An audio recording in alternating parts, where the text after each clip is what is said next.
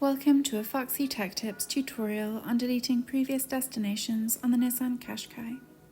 If you find this tutorial helpful, please consider subscribing to my channel and liking the video. Learn how to delete all or some of your previous destinations on the Nissan Qashqai.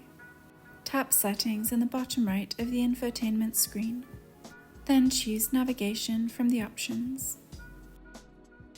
Scroll down the navigation settings and tap Delete Previous Destinations.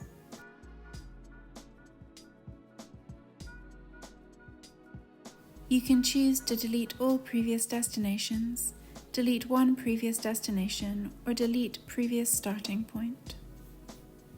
And that draws an end to this tutorial. Please like the video if you found it helpful and subscribe to Foxy Tech Tips for more Nissan Qashqai tips and tricks.